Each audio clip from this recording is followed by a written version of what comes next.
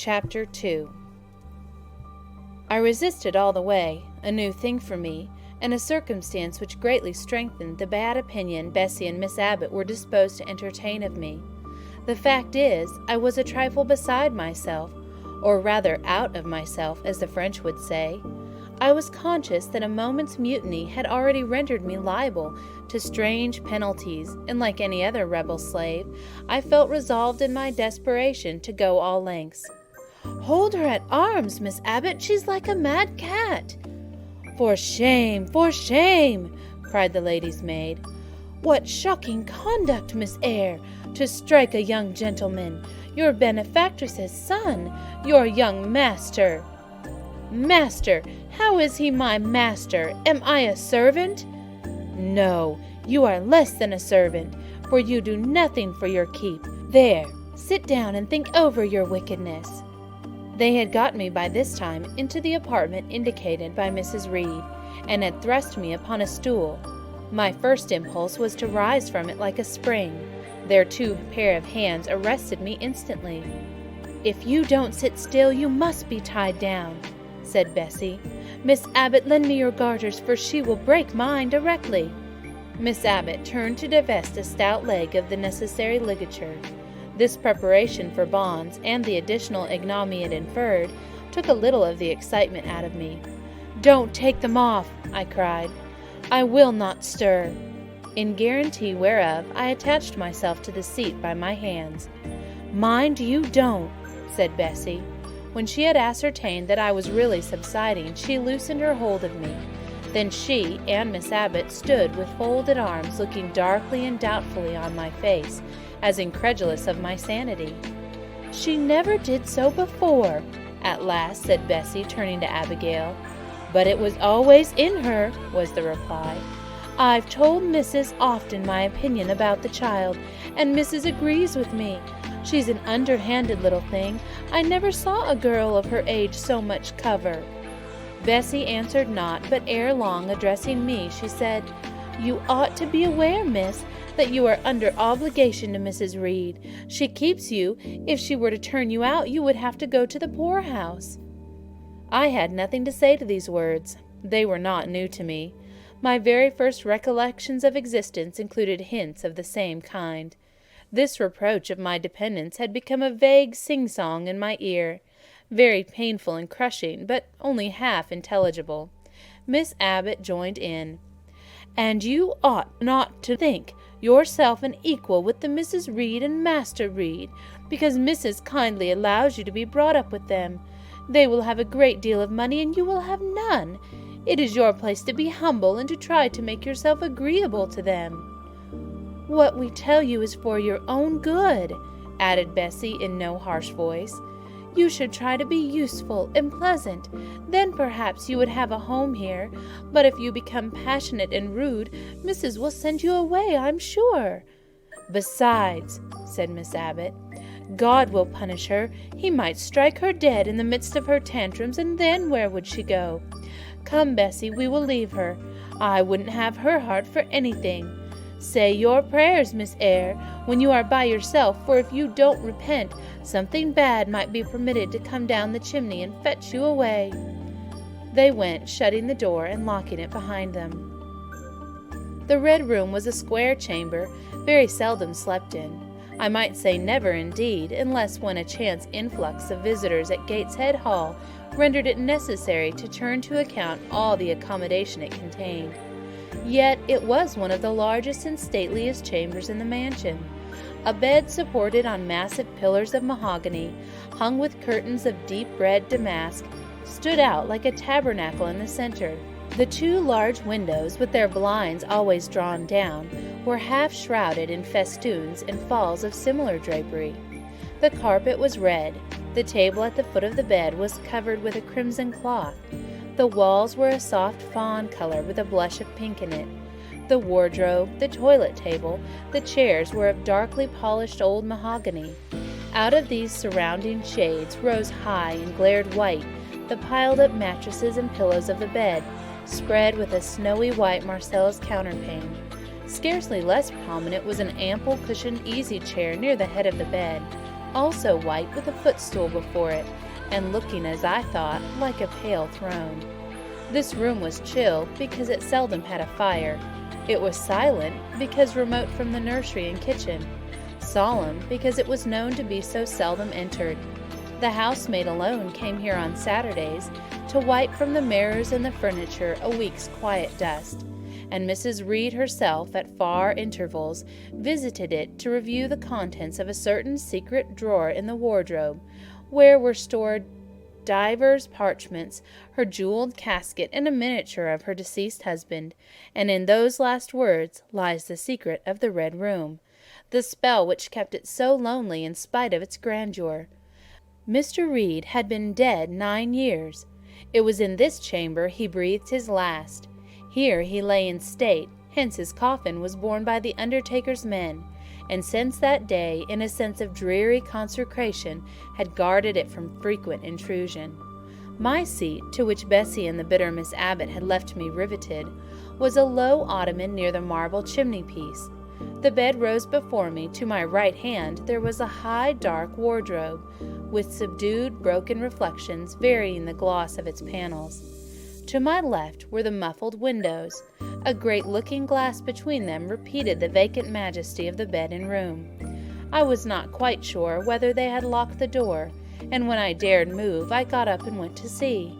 Alas, yes, no jail was ever more secure.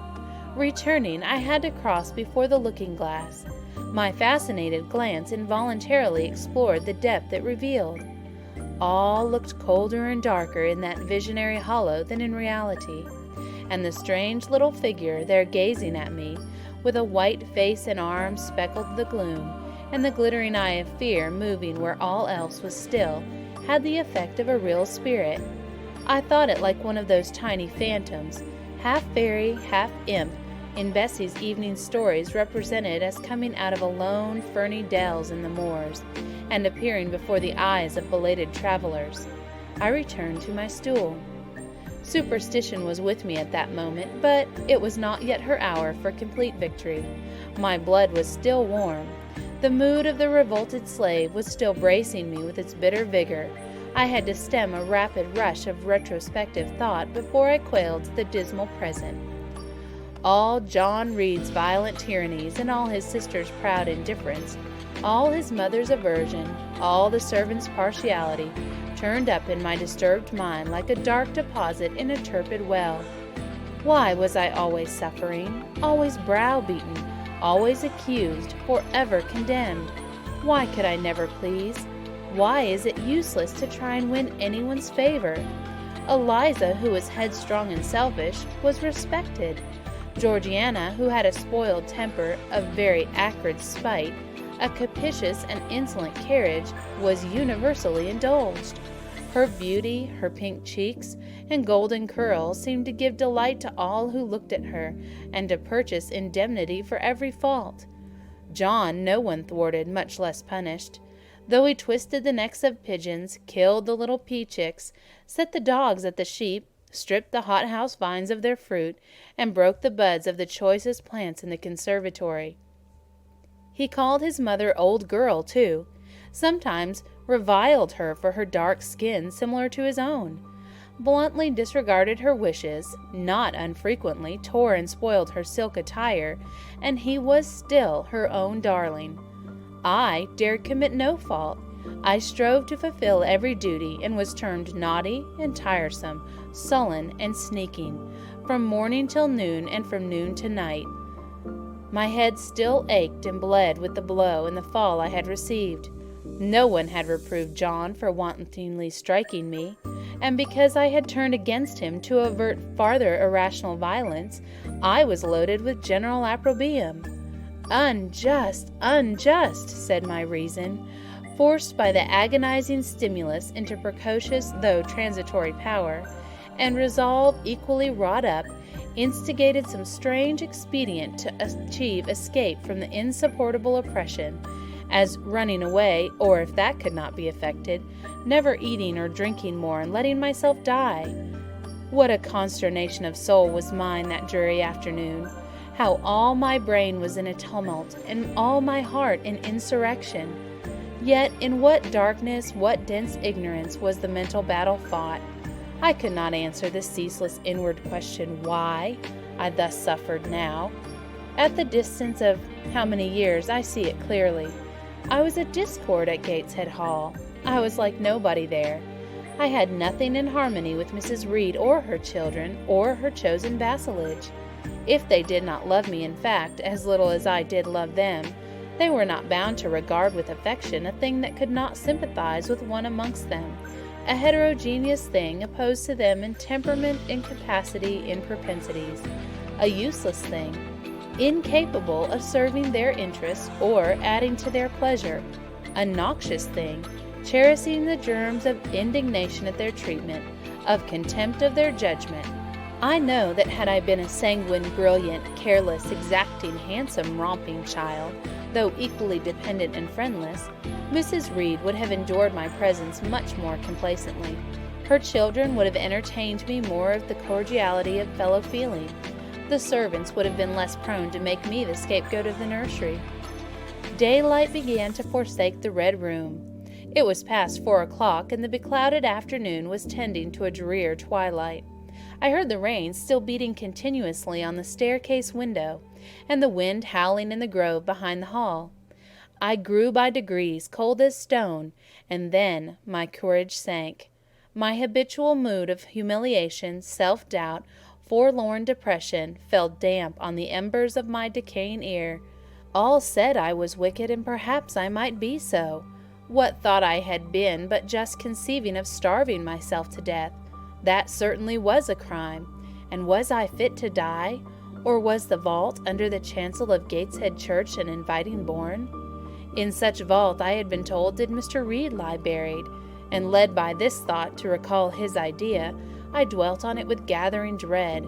I could not remember him, but I knew that he was my own uncle, my mother's brother, that he had taken me, when I was a parentless infant, to his house, and that in his last moments he had required a promise of Mrs. Reed, that she would rear and maintain me as one of her own children. Mrs. Reed probably considered that she had kept this promise, and so she had, I dare say, as well as her nature would permit her. But how could she really like an interloper not of her race, and unconnected with her, after her husband's death by any tie? It must have been most irksome to find herself bound by a hard-wrung pledge to stand in the stead of a parent to a strange child she could not love, and to see an uncongenial alien permanently intruded on her own family group. A singular notion dawned upon me. I doubted not, never doubted, that if Mr. Reed had been alive, he would have treated me kindly. And now I sat looking at the white bed, the overshadowed walls, occasionally also turning a fascinated eye toward the gleaming mirror.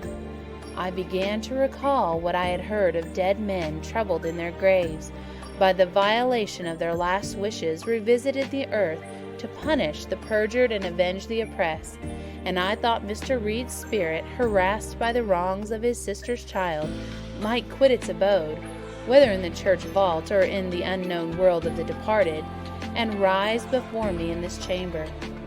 I wiped my tears and hushed my sobs, fearful lest any sign of violent grief might waken a preternatural voice to comfort me, or elicit from the gloom some hallowed face bending over me with strange pity.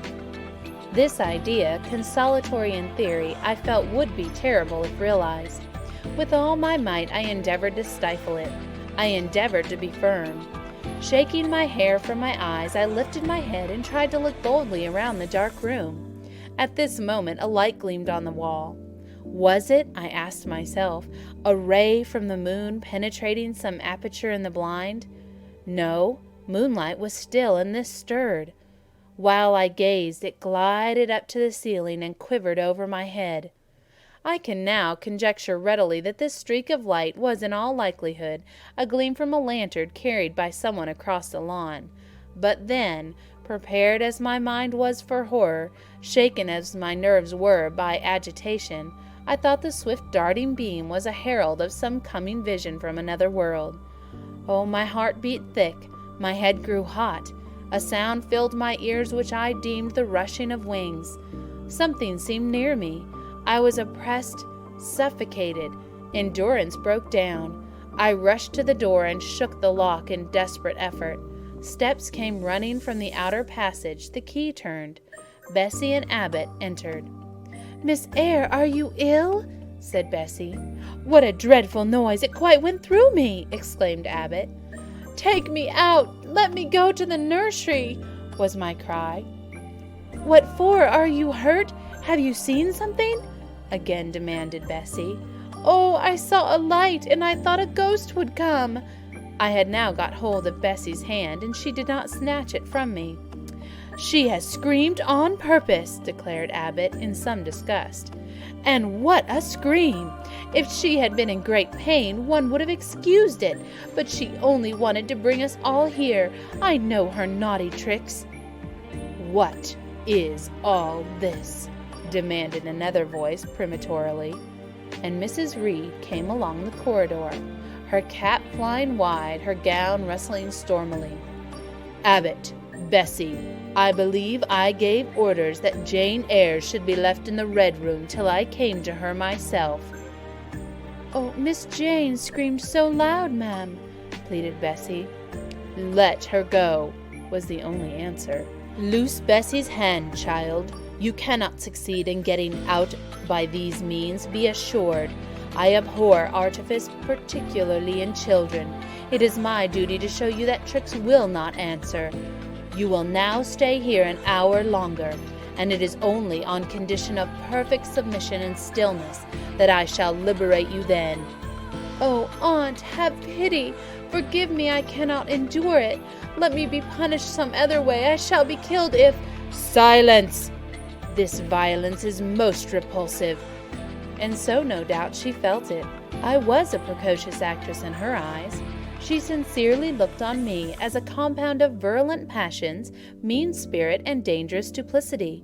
Bessie and Abbott having retreated, Mrs. Reed, impatient of my now frantic anguish and wild sobs, abruptly thrust me back and locked me in without farther parley.